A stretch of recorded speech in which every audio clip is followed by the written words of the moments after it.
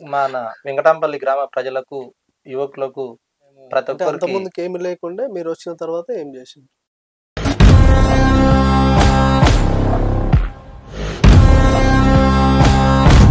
ఊర్ల చిన్న చిన్న సమస్యలు ఉండే. నేను ఊర్లో ఎంక్వైరీ చేసిన ప్రకారమే అడుగుతున్నాను. నేను అప్పుడు తెలుగుదేశం నుంచి రావుల తెలుగుదేశం చంద్రశేఖర్ గారు ప్రోద్బలంతో ఈ ఎలక్షన్లో మీరు ఒకవేళ ఓడిపోతే మంత్రి కాబట్టి ఆయన ద్వారా కొన్ని చేసి గ్రామానికి మంచి పనులు చేసినాం. నేను చిన్నగా ఉన్నప్పుడు చదువుకున్నది అదే స్కూల్లో కాబట్టి ఈ రాజకీయాల కోసం ఇప్పుడు చేస్తున్నది కాదు ఇది. కులం మతం చూడకుండానే మీరు అందరికీ ఒకటే భావంతో ఉంటారా అందరితో ఊర్లో?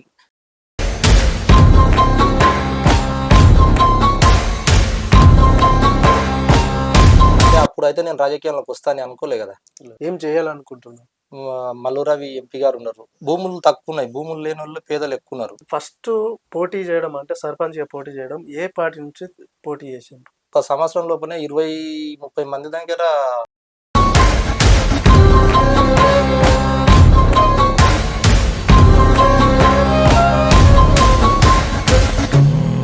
మరి ఎందుకు పార్టీ మారవలసి వచ్చింది? మాక్సిమం 293 మంది అప్లై చేసుకున్నారు.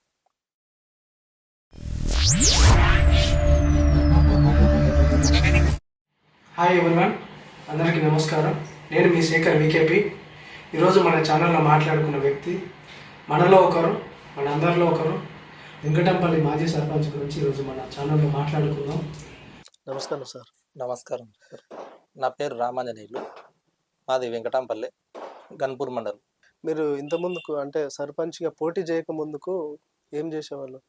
నేను పోటీ చేయకముందు సివిల్ వర్క్, మేషన్ వర్క్ చేపిస్తుంటే హైదరాబాద్లో గుల్బర్గాలో ప్రజెంట్గా ఊర్లో గుర్తంగా చేసింటిమి. అది చేసుకుంటూ రాజకీయంగా మనం గుర్తంగా రాజకీయంలో పాల్పంచుకోవాలని, ప్రజలకు సేవ చేయాలని నేను సర్పంచ్ ఎలక్షన్లలో నిలబడడం జరిగింది. ఎప్పుడు పోటీ చేసిండ్రు? ఫస్ట్ 2013లో సర్పంచ్గా పోటీ చేసి విజయం పొందిన.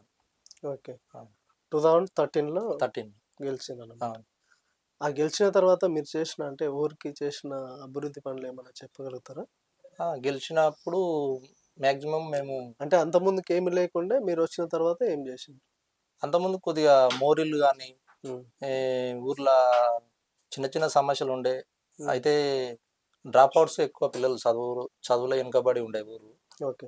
అటువంటివి గుర్తించి ఆ పిల్లలకు ఎక్కువ చదువు మీద ఉద్దేశం ఉండేటట్లు, వాళ్ళు చదువు పరంగా ముందుకు వెళ్ళాలని వాళ్ళను ముందుకు తీసుకుపోయేటట్లు ఓపెన్ స్కూళ్ళల్లో కానీ మరి టీచర్స్ దగ్గర మాట్లాడి వాళ్ళని ఎంకరేజ్ చేసి చేపించడం జరిగింది. ఇప్పుడు ఫస్ట్ మీరు ఏ పార్టీ తరఫున మీరు పోటీ చేసిండ్రు? నేను అప్పుడు తెలుగుదేశం నుంచి రావుల చంద్రశేఖర్ గారు ప్రోద్బలంతో 2013లో పోటీ చేయడం జరిగింది. ఆ తర్వాత మీరు పార్టీ ఎక్కడ మారిండ్రు? అంటే ఈ తెలంగాణ వచ్చిన తర్వాత? తెలంగాణ వచ్చినప్పుడు కాంగ్రెస్లోకి వెళ్ళినాం. కాంగ్రెస్ నుంచి ఉన్నాం, కంటిన్యూ కాంగ్రెస్లో ఉన్నాం. తర్వాత ఈ మారిన సమీకరణలను బట్టి ఇప్పుడు మేఘారెడ్డి గారికి సపోర్ట్ చేస్తూ వారి అండదండలతోటి మేము ప్రజెంట్గా. అంటే ఇప్పుడు ఈ కాంగ్రెస్ ప్రభుత్వం వచ్చిన తర్వాత ఉన్నారా ఇప్పుడు, లేకపోతే అంతకుముందుకు టీఆర్ఎస్లో ఉన్నారా? టీఆర్ఎస్లో పోయినాం. టీఆర్ఎస్లో కలిసి రండి అంటే ఆయన వెంబడి ఉన్నాం. ఓకే. నిరంజన్ రెడ్డి గారు వెంబడి కూడా ఉన్నాము. చాలా మందికి హాస్పిటల్ పరంగా అట్లా కూడంగా ఒక మంత్రి కాబట్టి ఆయన ద్వారా కొన్ని గ్రామానికి మంచి పనులు చేసినాం. ఇప్పుడు పార్టీ మళ్ళీ పార్టీ అయితే మేము కాంగ్రెస్లోనే ఉన్నాం ఇప్పుడు. ఓకే. ఇప్పుడు మీరు మళ్ళీ ఇప్పుడు వచ్చే ఎలక్షన్లో అంటే ఈ 2025లో వచ్చే గ్రామ పంచాయతీ ఎలక్షన్లో మళ్ళీ మీరు పోటీ చేయాలనుకుంటున్నారా? అవును, చేయాలనుకుంటున్నాం. గ్రామ పంచాయతీ అన్నప్పుడు ఎంతో మంది పోటీ చేస్తుంటారు. పోటీ చేసినప్పుడు ఇప్పుడు జనాలలోకి పోయినప్పుడు మీరు ఓటేయండి అని అడుగుతారు. అడిగినప్పుడు వాళ్ళకు వేయకుండా మీకు ఎందుకు వేయాలని మీరేం చెప్తారు? మనం నేను ఇంతకుముందు సర్పంచ్గా చేసినప్పుడు చేసిన అభివృద్ధి పనులను చూడాలి. చిన్నగా ఉన్నప్పటి నుంచి నా వ్యక్తిత్వం ఏందనేది చూడాలి. నేను అప్పటి నుంచి కూడకంగా నా సొంత కొరకు కాకుండా ప్రజల కోసం పని చేసినా, లేకుంటే ఎలక్షన్ మూమెంట్కి వచ్చినాకనే నేను ప్రజల గురించి పనిచేసిన అనేది వాళ్ళు పెద్దవాళ్ళు వయసులో పెద్దవాళ్ళు అందరికి తెలుసు ఆ విషయం. ఓకే. అవన్నీ దృష్టిలో ఉంచుకొని ఓటు వేయమని అడుగుతాను. ఇప్పుడు మీ ఊర్లో కొన్ని సమస్యలు నేను తెలుసుకున్నాను. కొన్ని అంటే ఇప్పుడు ఎగ్జాంపుల్గా ఒక గుడి విషయంలో కానీ ఒకవేళ గుడి కట్టాలనుకున్నాము, అవి కొన్ని నిధులు వచ్చినవి, అవి పక్కదారి పట్టిపోయినవి. ఓకే. ఇప్పుడు ఒకవేళ మేము గెలిచిన తర్వాత గుడి అయితే కంపల్సరీ చేపియాలని నిశ్చయించుకున్నాం. భగవంతుని దయ వల్ల మంచి జరిగితే ఖచ్చితంగా గుడి నిర్మాణం అయితే చేపడతాం. దాతల సహాయంతో కంపల్సరీ గుడి నిర్మాణం అయితే పూర్తి చేస్తాం. అలాగే ఇప్పుడు ఈ విలేజ్లో ఒక స్కూల్ ఉంది కదా, లోపల ఉన్న వసతులు కానీ కంపల్సరీ నేను చిన్నగా ఉన్నప్పుడు చదువుకున్నది అదే స్కూల్లో కాబట్టి నేను ఎప్పుడు కూడా స్కూల్ని మర్చిపోలే.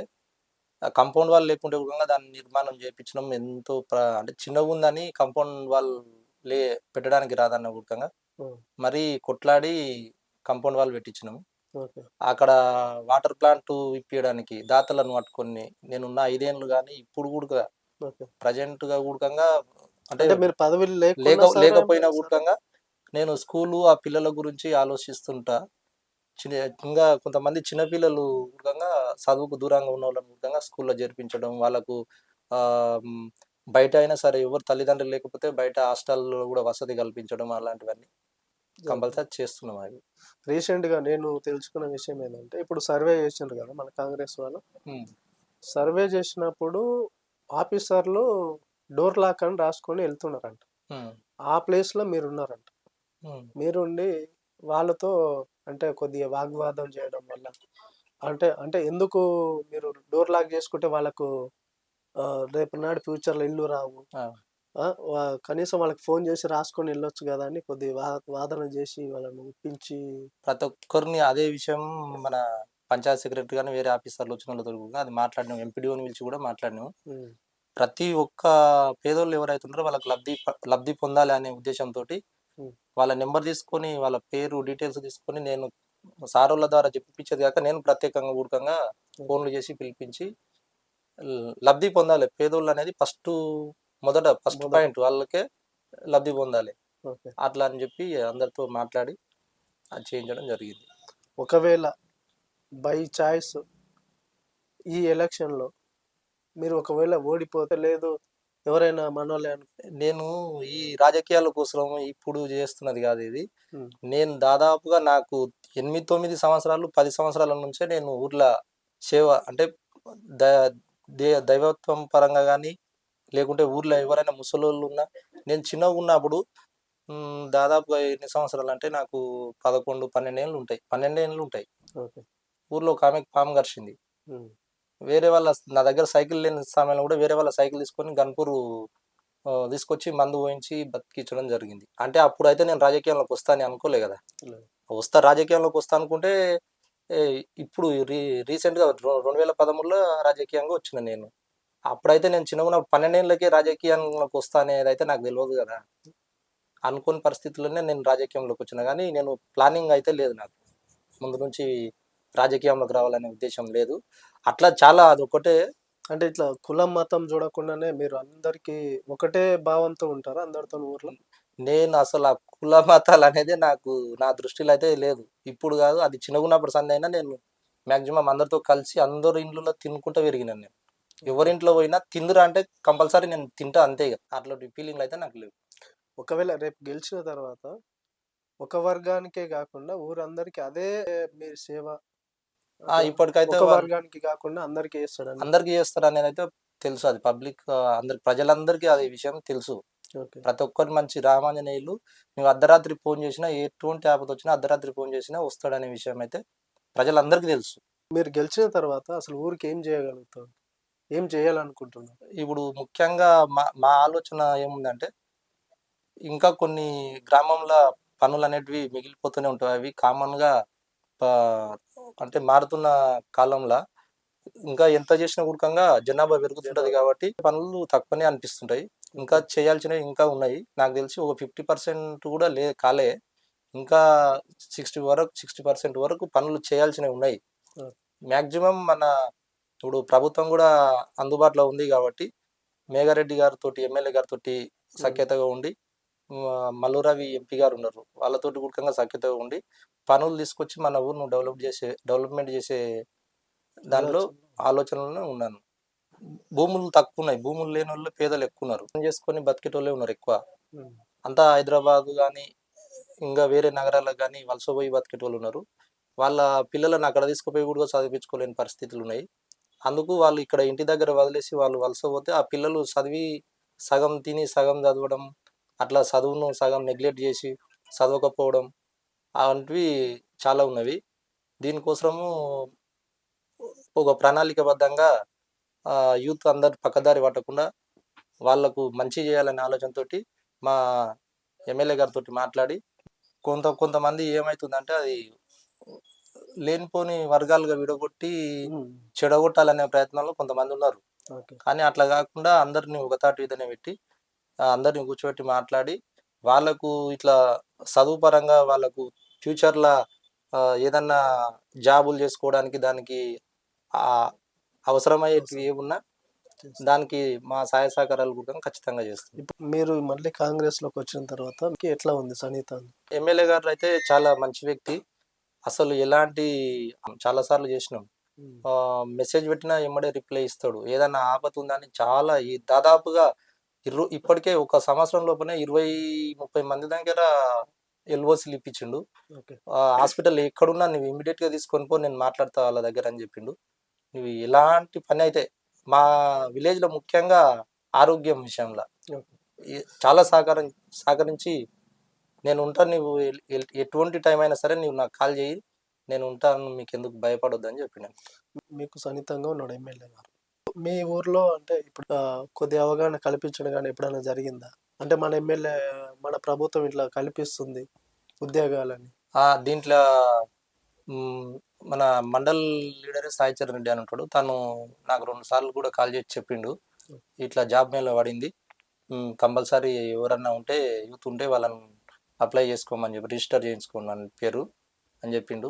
నేను కూడా చెప్పిన పిల్లలకు కూడా యూత్లో అందరికీ మ్యాక్సిమం మీరు పలానా ఇట్లా పడింది పోయి ఆడ పోయి అప్లై చేసుకోండి అని చెప్పిన. ఉత్తగా తిరిగే బదులు అందులో అప్లై చేసుకుంటే ఏదో మనం తల్లిదండ్రికి మనం చేసుకునే దాంట్లో తల్లిదండ్రులు కూడా కొద్దిగా సహాయపడ్డట్లు ఉంటుంది, చేసుకోండి అని చెప్పిన. అది కూడా మాట్లాడతాం ఎమ్మెల్యే గారితో. టీఆర్ఎస్లో ఉన్నప్పుడు మరి ఎందుకు పార్టీ మారవలసి వచ్చింది కాంగ్రెస్కు? ఇప్పుడు మేము పోయిన 14 నుంచి 2014 సంవత్సరం నుంచి మేము పార్టీ మారి టీఆర్ఎస్లోకి వచ్చినాం. అంటే తెలుగుదేశం నుంచి టీఆర్ఎస్లోకి వచ్చాం. కాంగ్రెస్లోకి వచ్చి 2 years ఉన్నాము. ఓకే. తెలంగాణ ప్రభుత్వం వచ్చి మేము గ్రామానికి మంచి పనులు చేస్తామని చెప్పినప్పుడు, సరే గ్రామానికి ముఖ్యంగా పనులు చాలా ఉన్నాయి కాబట్టి మినిస్టర్ ఇచ్చారు కాబట్టి నిరంజన్ రెడ్డి గారికి, అందు గురించి మన గ్రామాన్ని డెవలప్మెంట్ చేసుకోవడానికి బాగుంటుంది అనే సంకల్పంతో మేము పార్టీ మారడం జరిగింది. ఓకే. టీఆర్ఎస్లకు వచ్చి జరిగింది, టీఆర్ఎస్లకు మారినాం. ఇప్పుడు మళ్ళీ కాంగ్రెస్లోకి ఎందుకు మారిండ్రు? టీఆర్ఎస్లకు మేము మారిన తర్వాత మళ్ళీ నెక్స్ట్ సర్పంచ్ ఎలక్షన్, ఎంపీటీసీ ఎలక్షన్లలో మేము కూడా పోటీ చేసినాం, ఊర్లో కూడా పోటీ చేసి మేము ఓడిపోవడం జరిగింది. ఓకే. టీఆర్ఎస్ తరఫున టీఆర్ఎస్ తరఫున మేము పోటీ చేసినాం. వేరే పార్టీకి వెళ్ళి పోటీ చేసిన వాళ్ళు కూడా వాళ్ళు గెలవడం జరిగింది, వాళ్ళు టీఆర్ఎస్లకు వచ్చిండ్రు వాళ్ళు కూడా. సరే, మీరు ఫస్ట్ పోటీ చేయడం అంటే సర్పంచ్గా పోటీ చేయడం ఏ పార్టీ నుంచి పోటీ చేసిండ్రు? నేను అప్పుడు క్రియాశీలకంగా ఏ పార్టీలో లేను, టీడీపీ సపోర్ట్ తోటి సర్పంచ్గా గెలిచిన. ఎప్పుడు ఏ ఇయర్? 2013లో. 2014లో తెలంగాణ వచ్చింది కాబట్టి సోనియా గాంధీ తెలంగాణ ఇచ్చిందనే భావనతోటి చిన్నారెడ్డి గారు మండల్ ఎంపీ కృష్ణనాయక్ ఉండే అప్పుడు వాళ్ళు ఖచ్చితంగా మీరు కాంగ్రెస్లోకి రండి, మేము మీకు మీ ఊరికి డెవలప్మెంట్కు సహాయ సహకారాలు చేసి సహాయం అందిస్తామని చెప్తే కాంగ్రెస్లోకి వెళ్ళడం జరిగింది. 2014లో వెళ్ళింది. అవును. ఓకే. 2018లో నిరంజన్ రెడ్డి గారు నేను మీకు ఏం సాయం మీ గ్రామ పంచాయతీకి ఏం కావాలన్నా నేను ఇస్తా అని చెప్పి ఆయన అప్పుడు గెలుపొందడం జరిగింది. గెలవకముందే మేము తీసుకున్నాడు ఆయన ఊకంగా. నిరంజన్ రెడ్డి గారు గెలవకముందే మేము టీఆర్ఎస్లో కలిసినాము. ఆయన గెలిచిన తర్వాత కూడా కొన్ని పనులు చేసినాము. అప్పటి లోకల్ బాడీస్ ఎన్నికల్లో నేను ఓటమి పాలైనా, అప్పుడు గెలిచిన వ్యక్తులు కూడా టీఆర్ఎస్లో కలిసి అంటే కాంగ్రెస్ లో గెలిచి టిఆర్ఎస్ లోకి వచ్చిండ్రా? వాళ్ళు కాంగ్రెస్లో గెలిచి టీఆర్ఎస్లోకి వచ్చారు. ఎప్పుడు 2018 18లో 18 19లో ఓకే. గెలిచి టీఆర్ఎస్లోకి వచ్చిండ్రు. వాళ్ళు ప్రజాప్రతినిధులుగా ఉన్నారు కాబట్టి వాళ్ళ మాట చెల్లుబాటు అయ్యి వాళ్ళు పనులు చేసిర్రు. వాళ్ళకు చూసిన పనులు వాళ్ళు చేసిర్రు. వాళ్ళు చేశారు. కానీ మేము కూడంగా అదే నిరంజన్ రెడ్డి గారు ఏమన్నా ఉన్నాం, ఉమ్. తను మమ్మల్ని పట్టించుకోనందుకు మమ్మల్ని అంటే రాజకీయంగా మేము వెనుకబడి పోయినట్లుగా ఉమ్. భావించి మేము కాంగ్రెస్ కొత్తగా మేఘారెడ్డి కూడంగా కాంగ్రెస్లోకి వచ్చిండు కాబట్టి ఎప్పుడు మారిండ్రు కాంగ్రెస్ లోకి? మళ్ళీ టిఆర్ఎస్ నుంచి మళ్ళీ ఎప్పుడు మారిండ్రు? మన ఎలక్షన్ ఎమ్మెల్యే ఎలక్షన్ కంటే ముందే ఓ 2 నెలల ముందు ఓకే. మారి మేఘారెడ్డి మరి ఉన్నాము. తను కూడంగా ఇప్పుడు గ్రామాభివృద్ధికి పాటుపడి ఏ అవసరం ఉన్నా చేస్తున్నాడు కాబట్టి మేము కాంగ్రెస్లోనే కొనసాగుతున్నాం. ఓకే. ఇప్పుడు అంటే ఇప్పుడు నిరంజన్ రెడ్డి మాకు చూడలేదంటే ఏ పరంగా చూడలేదు? ఇప్పుడు మేము చెప్పిన సమస్యలను పట్టించుకోకుండా వాళ్ళు సర్పంచ్గా ఎంపీటీస్గా గెలిచిన వాళ్ళు ఉండరు, వాళ్ళకి చేయకపోతే ఎట్లా అని ఓకే. ఊర్లో ఇంకా పేదవాళ్ళు ఉండరు, వాళ్ళకి ఇండ్లు కావాలని మేము కొట్లాడడం జరిగింది. ఇండ్లు ఇప్పుడు మేము అంతకంటే డబల్ తను నిరంజన్ రెడ్డి ఎంత చెప్తే మేము అంతకంటే కొద్దిగా ఎక్కువనే చేశారు. పబ్లిక్ ను సేకరించడం కానీ పార్టీ పనులు చేయడం కానీ జరిగింది. అంటే మీకు అక్కడ గౌరవం లేదండి, ఇక్కడ వచ్చింది మాకు ఇప్పుడు మాజీ మినిస్టర్ గారు దగ్గర గౌరవం లేదని పార్టీ మారడం జరిగింది. కాంగ్రెస్ లోకి వచ్చిండ్రు. ఆ. అయితే నేను తెలుసుకున్న విషయం ఏంటంటే ఊర్లో కానీ మీ ఊర్లో కానీ ఎంక్వైరీ చేసిన విషయం ఏంటంటే ఈ పార్టీ మారడానికి కొంత డబ్బులు తీసుకొని టీఆర్ఎస్ నుంచి ఈ పార్టీకి అంటే కాంగ్రెస్ లోకి వచ్చిందని కొంతమంది చెప్పిన విషయం మీ ఊర్లో. దీనికి మీది? ఇప్పుడు డబ్బులు తీసుకునేటోళ్ళం అంటే అది మన చిన్నగున్నప్పటి నుంచి మనకు తెలుస్తుంది, అది మనస్తత్వం ఏందని. డబ్బులు తీసుకొని పని చేస్తే రేపు ఎలక్షన్ల మనం అడిగిన పనులు చేయడు ఎమ్మెల్యే గారు. ఓకే. ఇప్పుడు పనులు చేయనప్పుడే డబ్బులు తీసుకున్నాం అనే మాట అయితే వస్తుంది ఖచ్చితంగా. మీరేమి నాకు ఉత్తగా చేసిర్రా, పుణ్యానికి చేసిర్రా, డబ్బులు ఇస్తేనే చేసి ఊరికి కావాల్సిన పనులు అడిగినప్పుడు అప్పుడు మేము ఎదురు ప్రశ్నించకుండా ఉంటే డబ్బులు తీసుకున్నట్లు. ఓకే. మేము కంపల్సరీ మేఘారెడ్డి గారిని ప్రశ్నిస్తాం. రూపాయి కూడా డబ్బులు తీసుకోలేదు మేఘారెడ్డి దగ్గర, మీరు తీసుకోలేదు? ఒక్క రూపాయి కూడా తీసుకోలేదు. ఉమ్. ఖచ్చితంగా ఊరికి కావాల్సిన పనుల కోసం ఖచ్చితంగా నిలదీస్తాం ఎమ్మెల్యే గారిని, కొట్లాడి తీసుకొస్తాం ఎమ్మెల్యే గారితో. ఓకే. మాకు ఆ ధైర్యం ఉంది, ఎందుకంటే డబ్బులు తీసుకుంటే అమ్ముడు పోయినట్లయి అడగం కదా, తీసుకోలేదు కాబట్టి మాకు ఆ ధైర్యం ఉంది. ఆయన మాట ప్రకారము మేము నమ్మకం ఉంది కాబట్టి ఆయనతో నడుస్తున్నాం అని మీరు అంటున్నారు. అదే చెప్తున్నా, మండల పెద్దలందరి ముందల చెప్పిండు, ఓకే. మీకు ఎలాంటి పని కావాలన్నా నేను ఉంటా, నేను చేస్తా అని చెప్పిండు. మేము అదొక్క మాట కోసమే జాయిన్ అయినాం కానీ డబ్బుల కోసం ఆశపడి జాయిన్ కాలేదు. ఉమ్. డబ్బులు అనేది తర్వాత, నేను చిన్నగున్నప్పటి నుంచి డబ్బుల ఆశనే లేదు నాకు. డబ్బుల పర్పస్గా ఏ పని చేయను. అంటే ఊర్లో నేను ఎంక్వైరీ చేసిన ప్రకారము చెప్పింది అనమాట, కొంతమంది చేస్తే చెప్పొచ్చు, రాజకీయం ఇది. దీంట్లో మంచిని చెడు చేస్తారు, చెడును మంచి చేస్తారు. దానికి ఏమి చెప్తే ఎవరి ఆలోచన వాళ్ళు మేము గెలవాలనే తపనతోటి ప్రామాణ్యమైన వ్యక్తిని ఓడగొట్టాలని, ఉమ్. రాజకీయంగా లేకుండా చేయాలని ఓకే. బురదలుతూనే ఉంటారు వాళ్ళు. డబ్బులు తీసుకోలేదంట? తీసుకోలేదు, సహకరిస్తానని చెప్పిండు ఆయన కాబట్టి మారినాం. ఉమ్. ఇప్పుడు తను చెప్పిన మాట ప్రకారం 1 సంవత్సరం అయిపోయింది, ఖచ్చితంగా ఆయన పని చేస్తున్నాడు, మేము అడిగిన పని కంపల్సరీ చేస్తున్నాడు. ఓకే. మేము దాంట్లో అయితే కాంప్రమైజ్ ఇప్పటి వరకు అయితే ఏది అడిగినా మీకు చేస్తున్నాడు. పోనీ ఇప్పుడు ఈ కాంగ్రెస్ ప్రభుత్వ పాలన ఎట్లుంది? కాంగ్రెస్ ప్రభుత్వ పాలన అంటే కొన్ని ఒడిదుడుకులు ఉంటాయి. ఉమ్. ఇప్పుడు 10 సంవత్సరాలు అతల వ్యక్తి పాలించినప్పుడు మొత్తం అప్పులు ఎక్కువ అయిపోయినాయి. అప్పులు అవన్నీ తీర్చుకుంటూ రావాలి, ప్రజలకు చేయాలి అంటే దాన్ని అక్కడ అప్పులను బేరీజ్ చేసుకుంటే ఇతల మళ్ళీ సంసారం చక్కదిద్దుకుంటూ రావాలి కాబట్టి కొంచెం వెనక ముందు అవుతుంటే చేస్తున్నాడు, మాట చెప్పిన ప్రకారం చేస్తున్నాడు, కాకపోతే కొంచెం వెనక ముందు అయి చేస్తున్నాడు. ఓకే. అయితే ఈసారి మీరు ఎలక్షన్లో ఇప్పుడు పోటీ చేయాలని అనుకుంటున్నారు, అవును అంతేనా? అవును. అయితే చేయాలనుకున్నప్పుడు మీరు ఇండిపెండెంట్గా చేస్తున్నారా లేకపోతే కాంగ్రెస్ తరపునకి వెళ్ళి చేస్తున్నారా? ఇప్పుడు స్థానిక సంస్థల్లో ఒక విచిత్రం ఉంటుంది. సర్పంచ్ అనే వ్యక్తి ఏ పార్టీ సంబంధించిన వ్యక్తి సింబల్ రాదు, ఓకే. ఇండిపెండెంట్ సింబలే వస్తుంది. ఉమ్. ఏ పార్టీకి సంబంధం సర్పంచ్ అనే వ్యక్తికి అంటే మాత్రం. మీకు సపోర్ట్ ఇచ్చే పార్టీ అనేది ఉంటుంది కదా? సపోర్ట్ ఇచ్చే పార్టీ కాంగ్రెస్ పార్టీ సపోర్ట్ ఇస్తుంది. ఓకే. ఇప్పుడు రేపు గెలిచిన కాంగ్రెస్ నుంచి కాంగ్రెస్ నుంచి గెలిచినట్లే ఎమ్మెల్యే మేఘారెడ్డి గారి తరపు నుంచే మేము పోటీ చేస్తున్నాం. ఓకే. రేపు ఫ్యూచర్‌లో మళ్ళీ ఈ కాంగ్రెస్ ప్రభుత్వం పోయిన తర్వాత మళ్ళీ ఏమైనా పార్టీ మారొచ్చే ఆలోచనలో ఉన్నారా మళ్ళీ? ఇప్పుడు ఈ మనం పార్టీ మారడం అనేది ఒక ప్రజాప్రతినిధులకు ఎట్లుంటదంటే, చిన్న మన చిన్న లెవెల్ ఇవి.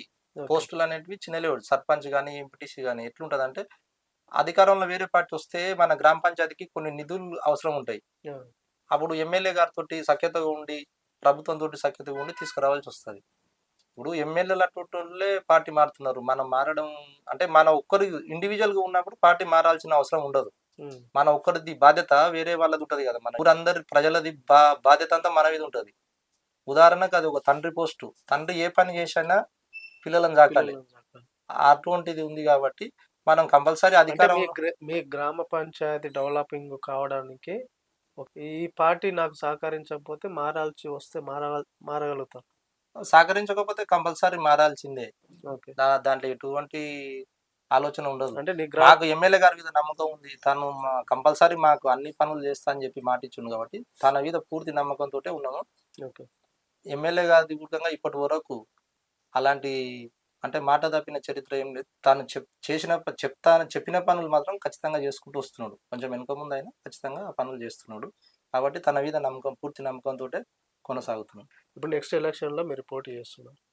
పోటీ చేసినప్పుడు మీ ఇప్పుడు గ్రామ పంచాయతీలకు నేను ఇది చేస్తా అని ఒక్కటి ఏదన్నా ఉందా? అంటే నేను ఇది చేస్తా ఈ ఊరికి అన్నది ఏదన్నా ఒక ప్రణాళిక గాని ఏదన్నా అనుకున్నారా పని? ప్రణాళిక అంటే మాక్సిమం ఇప్పుడు ఏముందంటే యూత్ పెడదారి పడుతుండ్రు. సమాజం అంతటా అదే ఉంది. ఓకే. వాళ్ళకు అవసరమయ్యే దాని ప్రకారం మన ఎమ్మెల్యే గారితోటి మాట్లాడి హ్మ్. యూత్‌కు సంబంధించి మా ఊరికి ప్రత్యేకంగా జాబ్ పర్పస్‌ల ఎట్లా తీసుకపోతే బాగుంటదనే విషయంలో హ్మ్. ఆల్రెడీ ఆలోచన చేసినాం అది. తర్వాత కార్యాచరణలో పెడతాం. నెక్స్ట్ ఎలక్షన్‌లో మీరు గెలిస్తే అసలు జనాలకి ఏం చేయాలనుకుంటున్నారు మీరు? ఇప్పుడు ముఖ్యంగా ఇండ్లు లేని పేదలు చాలా మంది ఉన్నారు. హ్మ్. ఆల్రెడీ రాష్ట్ర ప్రభుత్వం ముఖంగా ఇందిరమ్మ ఇండ్ల పేరుతోటి ఇల్లు తీసుకొచ్చే ప్రయత్నం చేస్తుంది.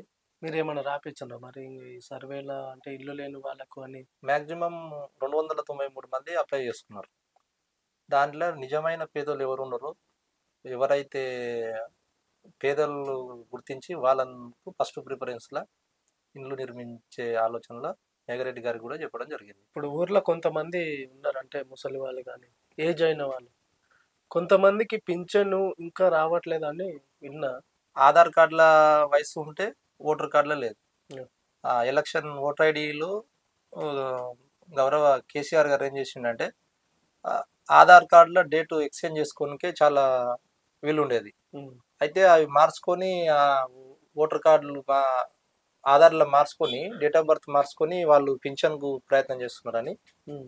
దానికి ప్రామాణికం ఏం తీసుకున్నాడంటే ఎలక్షన్ ఓటర్ ఐడి ప్రామాణికంగా తీసుకోవడం వల్ల కొంతమందికి పెద్ద వయసులో గురకంగా ఆధార్‌లో చిన్న వయసు పడింది.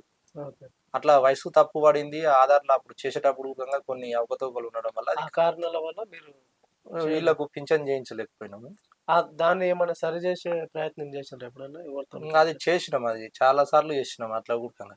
ఓకే. కానీ అది ఎక్కడ ఇక ఏం చేయడానికి వీలు లేకుండా పోయింది. హ్మ్. ఎట్లా అంటే ఎలక్షన్ కార్డు తీసుకొచ్చిండ్రు. దాంట్లో గురకంగా తప్పులే ఉన్నాయి. ఓకే. అంటే వెనకటికి చదువులు లేవు కదా! చదువు లేనప్పుడు వాళ్ళ డేట్ ఆఫ్ బర్త్ తెలవక ఎంతో గుడ్డిగా చేసిండ్రు. హ్మ్. అది అట్లా వయసు అనేది తక్కువ పడింది. ఓకే. తక్కువ పడడం మైనస్ అయింది. అయితే అట్లా కూడా కొంతమందివి ఇంకా వికలాంగుల కూడకంగా సర్టిఫికెట్లలో కూడకంగా రెన్యువల్ చేసుకునే దాంట్లో కూడకంగా తప్పు పడుతుంది. అవన్నీ మాట్లాడుతూనే ఉన్నాము. ఎమ్మెల్యే గారితో మాట్లాడి అవన్నీ చెప్పిండు. తను డిఆర్‌డీఓ ఆఫీస్‌లో కూడా పోయి కలవమని చెప్పిండు. హ్మ్. అవి కలిసి కరెక్షన్ చేయించే అవకాశం ఉంది. నేనైతే ఎక్కడ డబ్బులు పెట్టలేదు. ఎప్పుడు కూడా పెట్టలేదు. ఓకే. ఈసారి గూడా డబ్బు పెట్టకుండానే నిన్ను గెలిపిస్తారని అనుకుంటున్నా. కంపల్సరీ నాకైతే ఆ విశ్వాసం ఉంది వాళ్ళ మీద. మా గ్రామ ప్రజల అటువంటి వ్యక్తులను నేను ఇప్పటి వరకు చూడలేదు వాస్తవంగా. ఓకే. చాలా మంది డబ్బులు పెట్టి విర్రవీగిన మూర్ఖంగా వాళ్ళైతే డబ్బులు లేకుండా నన్ను ఆదరించిండ్రు. పోయిన ఎలక్షన్‌ల 50 ఓట్లతోటి ఓడిపోయినా అంటే, డబ్బులు లేకున్నా కూడంగా ఉత్త 50 ఓట్లతోటి ఓడిపోయినా అంటే, హుహు. వాళ్ళ ఆదరాభిమానాలు ఉన్నట్లే కదా నా మీద. ఈ ఛానల్ ద్వారా అంటే ప్రజలకు అంటే మీ గ్రామ ప్రజలకు ఏమైనా చెప్పాలనుకుంటున్నారా మీరు? మన వెంకటాంపల్లి గ్రామ ప్రజలకు, యువకులకు ప్రతి ఒక్కరికి నేను చిన్నగున్నప్పటి నుంచి ఏందనేది మీకు తెలుసు. ఎలాంటి వ్యక్తిని, ప్రతి పనిలో గుడకంగా మీకు అందుబాటులో ఉంటా, ఆపత్తులో ఉంటా, అర్ధరాత్రి అయినా మీ అందరికీ అందుబాటులో ఉంటా. కాబట్టి పోయినసారి నన్ను సర్పంచ్గా గెలిపించినందుకు మీకు సేవ చేసే అవకాశం వచ్చింది. మధ్యలో ఓడిపోయిన గుడకంగా మీ సేవ చేయడానికి వెనకాడకుండా నా కుటుంబాన్ని గుడకంగా పక్కన పెట్టి మీకోసం సేవ చేస్తున్నా. ఈసారి గుడకంగా మీ ఆదరాభిమానాలతోటి సర్పంచ్గా గెలిపిస్తే రాబోయే కాలంలో గుడకంగా మీ అందరికీ ప్రతి ఒక్కరికి అందుబాటులో ఉండి సేవ చేసుకునే అదృష్టాన్ని నాకు కలిగించాలని మనస్ఫూర్తిగా కోరుకుంటున్నాను. నమస్కారం. కొత్తగా స్టార్ట్ చేసిన ఛానల్ని మీరు అందరూ ఆదరిస్తారని, మీరు అందరూ సపోర్ట్ చేస్తారని, మీలో ఒకరుగా నన్ను ఆదరిస్తారని మనస్ఫూర్తిగా కోరుకుంటున్నాను. అలాగే ఏదైనా తప్పులు చేసి ఉంటే మీ కామెంట్ రూపంలో తెలపండి, నేను సరి చేసుకుంటాను. అందరికీ నమస్కారం.